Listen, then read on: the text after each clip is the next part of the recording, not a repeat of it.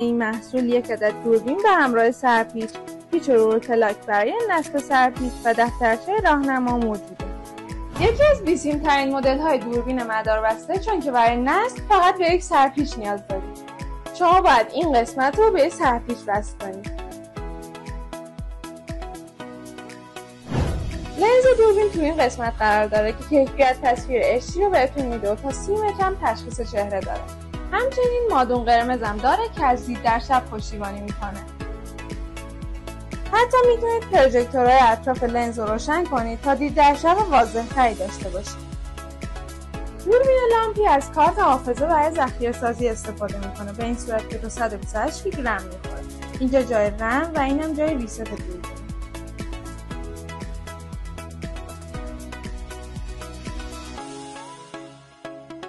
برای انتقال تصویر آنلاین هم باید یک مودم وای فای در کنار دوربین داشته باشید که دوربین به صورت بیسیم به مودم وای فای وصل میشه.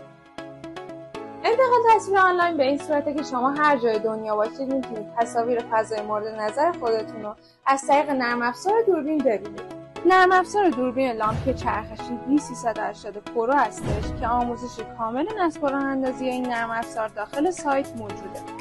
برای انتقال تصویر ابتدا وارد برنامه میشیم، بعد به وای فای دوربین که MV سری اعداد هستش وصل میشیم. دوباره وارد نرم افزار میشیم که باید ثبت نام کنیم. البته من قبلا ثبت نام کردم. حالا صفحه رو یه بار به سمت پایین میکشیم و دوربین رو اضافه میکنیم.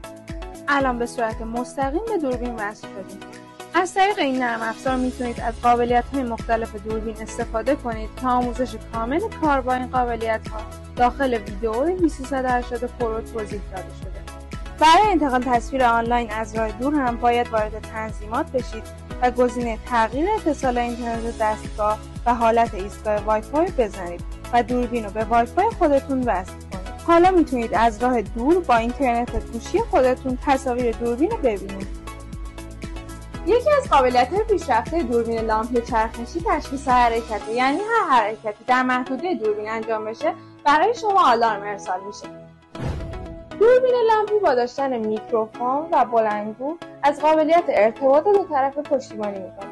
یعنی شما هر جای دنیا باشید میتونید با افراد اطراف دوربین از طریق نرم افزار ارتباط برقرار کنید.